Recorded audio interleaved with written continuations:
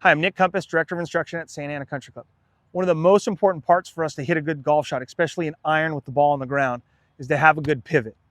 And there's a real easy way for us to work on that. And kind of the two errors that I typically see is, typically when somebody gets going through in their swing, they'll tend to fall back and hang back and try to lift that golf ball up, okay? So here's how we're gonna work on this. I'm gonna take my golf club, I'm gonna get set up here, and I'm gonna talk about what these sticks are on the ground here, but I'm just gonna put this golf club on my hips here, okay? So we're gonna do three parts here, okay? The first part is my backswing, the way my lower body works here. And again, so we're working on our pivot and kind of how our lower body works in the golf swing to get better at this. So when I start back, hey, my hips are gonna turn a little bit, maybe about 45 degrees, maybe a little less than that, but about 45 degrees.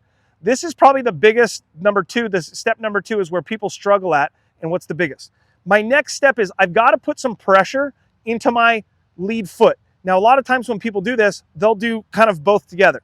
So you can see how I've got this red stick on the ground, that about that 45-degree angle, and this club on my hips is matching that.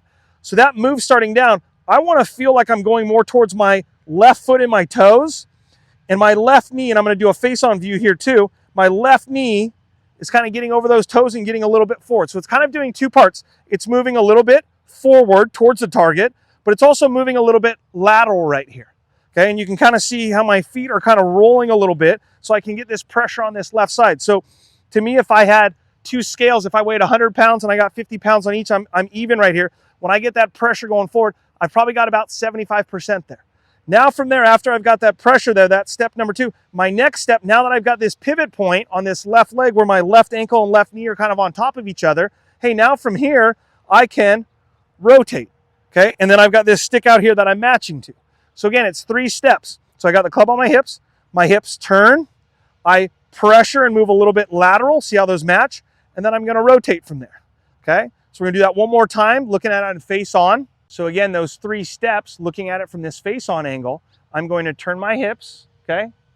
I've got it now, you can really see this, me getting this left knee outside of that foot. And again, if I had a line here, you can see how that's kind of getting towards that outside. Again, if I go from the backswing here, we can see how that left knee is going to move a little lateral and forward for me to put that pressure in there.